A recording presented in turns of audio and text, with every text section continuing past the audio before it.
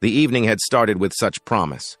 Jack Brennan sat at a corner table in Bellamy's, one of the city's nicest restaurants, checking his watch for the third time in 10 minutes. 7:45. His blind date was now 45 minutes late. He'd been set up by his sister, Rachel, who'd insisted that her friend from yoga class was perfect for him. She's kind, she's smart. She's been through some stuff, but she's amazing.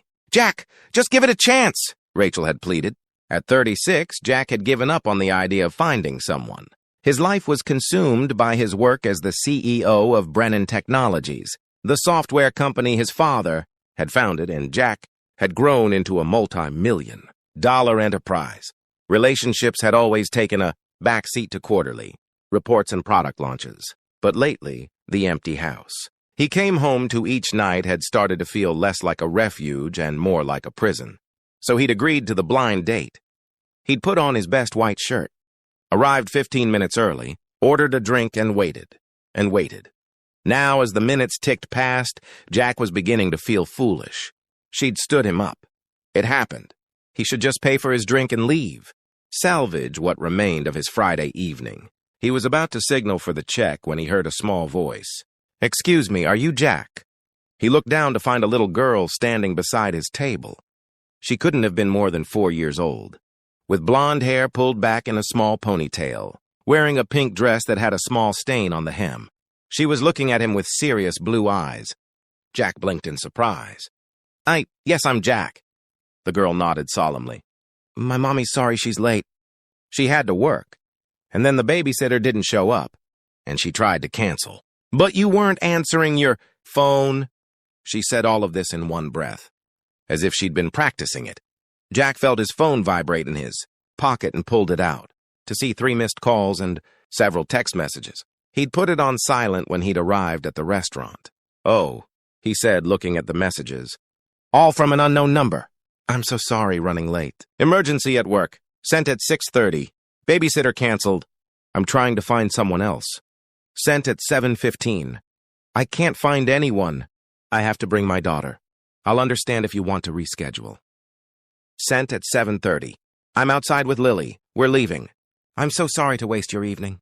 That last message had been sent 2 minutes ago. Jack looked back at the little girl, Lily apparently. "Your mom is here?" "She's outside.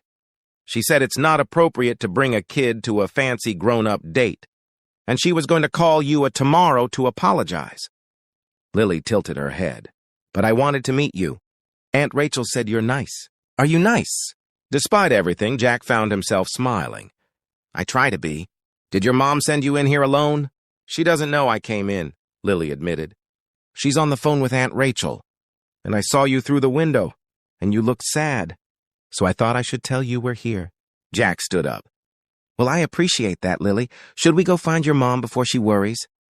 Lily took his hand with the easy trust of young children, and Jack felt something unexpected in his chest, a warmth, a protectiveness.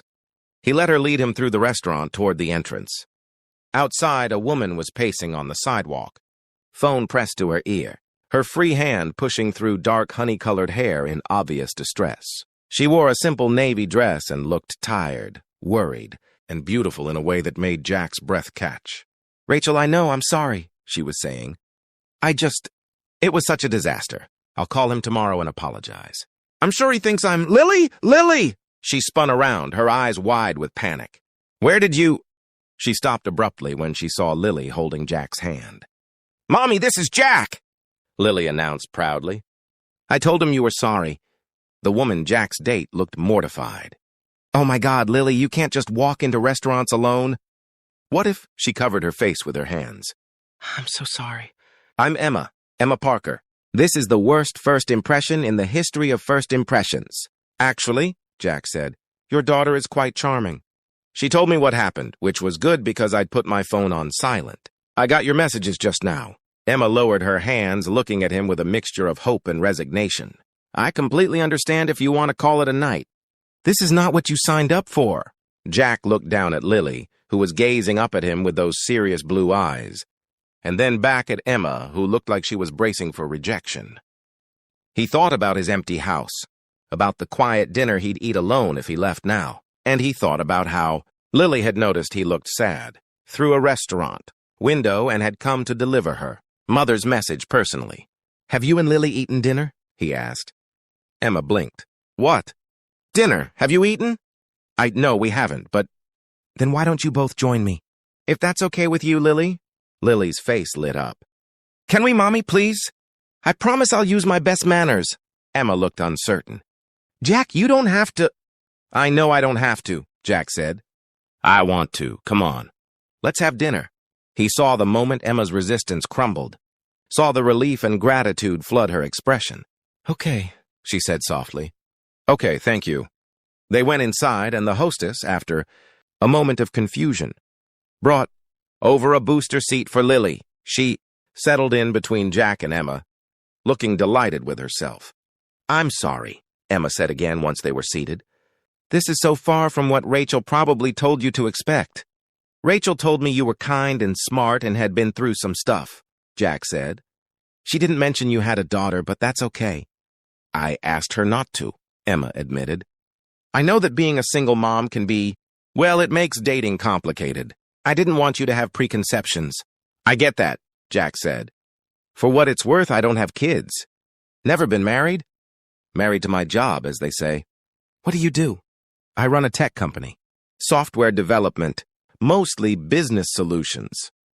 He didn't mention that he was the CEO, that his company was worth millions. That could come later if there was a later.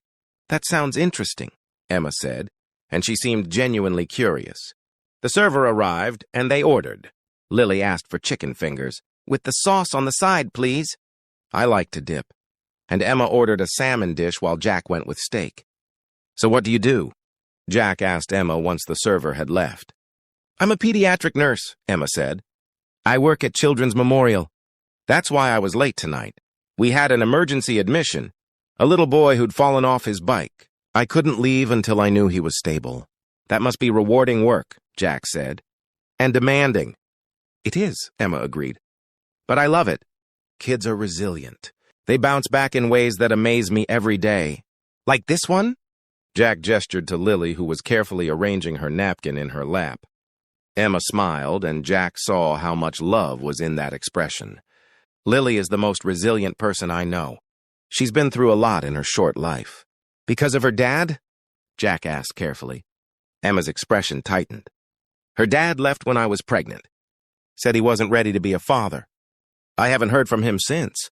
"I'm sorry," Jack said. "That must have been incredibly difficult." "It was," Emma said.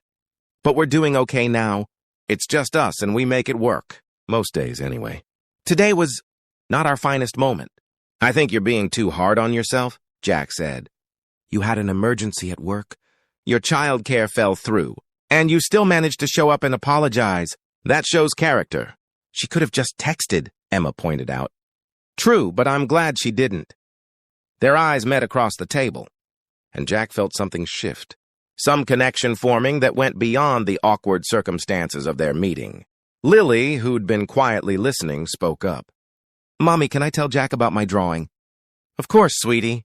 Lily launched into an enthusiastic description of a picture she'd drawn at preschool, complete with elaborate details about every color she'd used.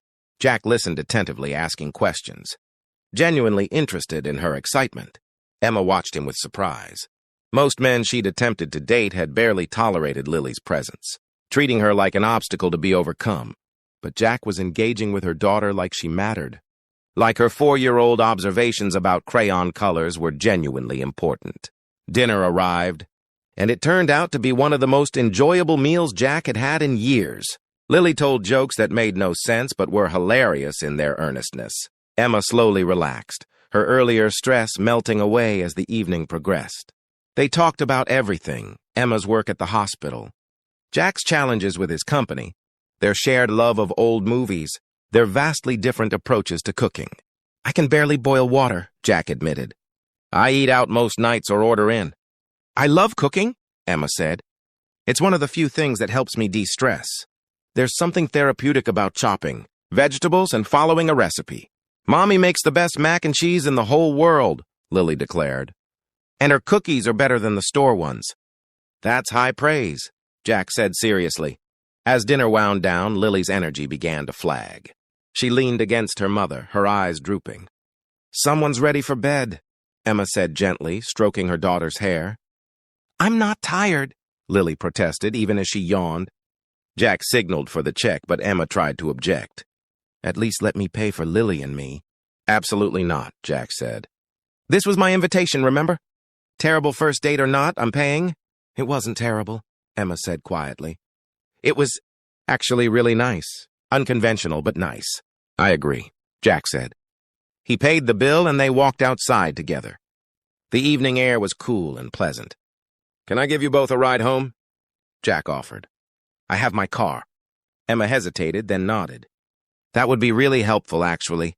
We took public transportation and Lily's pretty tired." Jack's car was parked nearby, a nice sedan. Not ostentatiously expensive, but comfortable. Emma settled Lily into the back seat, and the little girl was asleep before they'd driven 2 blocks. "She's out," Emma said softly, glancing back at her daughter. "Thank you for tonight, Jack, for being so understanding, and for being so kind to Lily. That means more to me than you know." "She's a great kid," Jack said. "You're doing an amazing job with her." "I'm trying," Emma said. "It's hard sometimes doing it alone, but she makes it worth it."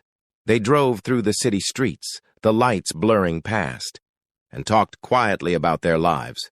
Emma shared more about Lily, how she was smart and funny, and sometimes struggled with the fact that she didn't have a dad like the other kids at preschool. Jack talked about his own childhood, about losing his mother young and being raised